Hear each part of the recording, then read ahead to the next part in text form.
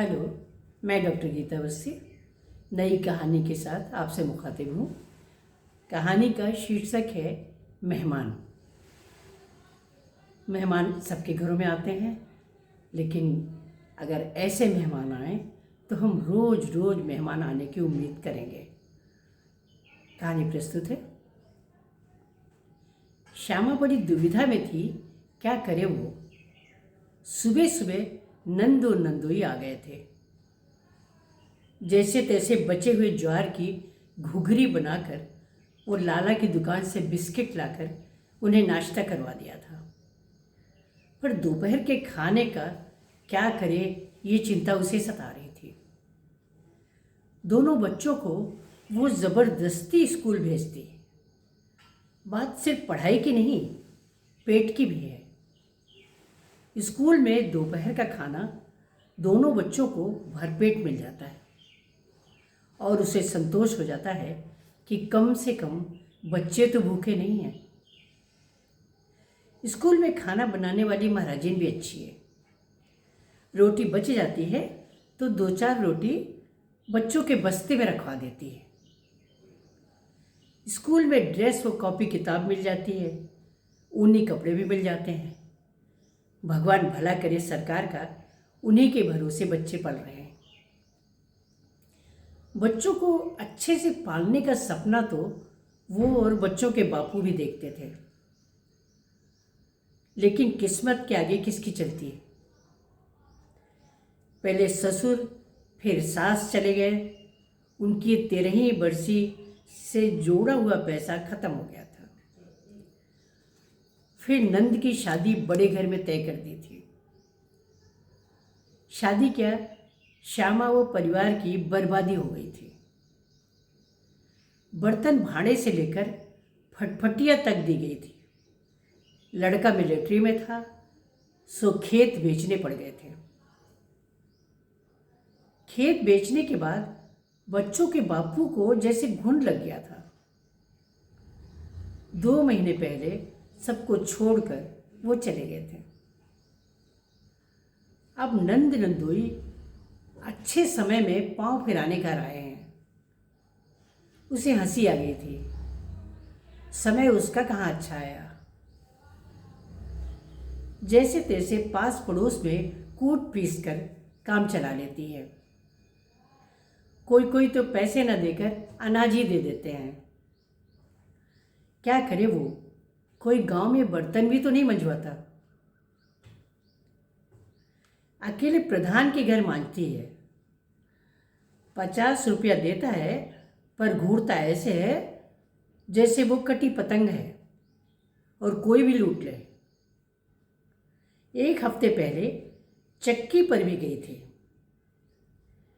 कि सरसों अलसी अनाज साफ कर दिया करूंगी, लेकिन उन्होंने भी मना कर दिया था।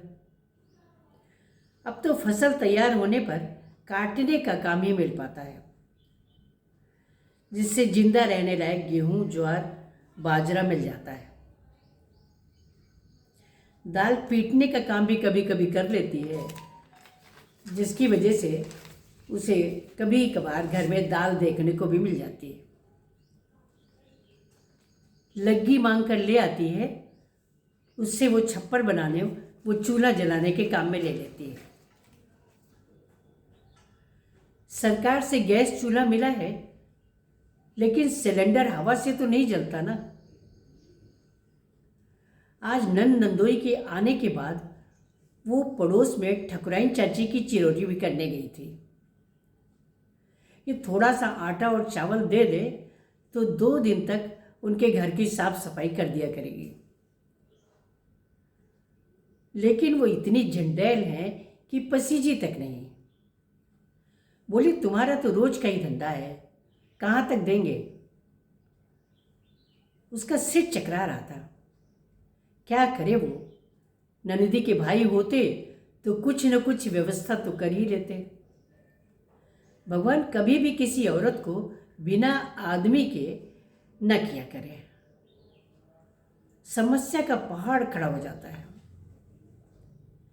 चलो अच्छा है, मिलिट्री में खर्चा के लिए बाद में पेंशन तो मिलती है। बच्चे स्कूल से आ गए थे तो उसने उन्हें पीछे के आंगन में चौराई की भाजी तोड़ने को बोल दिया था। वो फिर से लाला की दुकान की तरफ चल दी थी। शायद लाला पसीज जाए। खुर्राट है मगर मन में दया भी है। कह दूंगी, जो भी घर बाहर का काम बताओगे कर दूंगे, चुनाई बिनाई से लेकर कचरा साफ करने तक। दोपहर ढले लाला के यहाँ से लौटी थी तो निढाल थी। लाला ने खूब काम करवाया था और थोड़ा सा चावल दिया था बस। उसने पसीना पोंछकर देहरी में एक कदम रखा था। अरे ये क्या, बड़े बड़े झोलों में जाने क्या क्या भरा रखा था। घी तेल के बड़े बड़े डब्बे, मसालों की महक जो उसने सालों से सूंघी नहीं थी। हे भगवान, क्या वो सपना देख रही है? नहीं, ये कोई मायावी जाल है। अब इस जन्म में तो ये संभव नहीं है।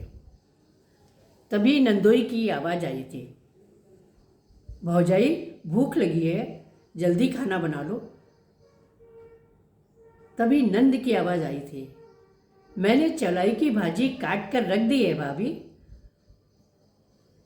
मेरे आंसू टपक जाते उसके पहले नंदोई बोल पड़े थे, भौजाई हम आपका परिवार हैं और दूसरों से ज़्यादा आपके अपने हैं। आगे से मुझे शिकायत का मौका मत दीजिएगा। वो आंसू पोंछ कर मेरे अपने को देख रही थी। नमस्कार।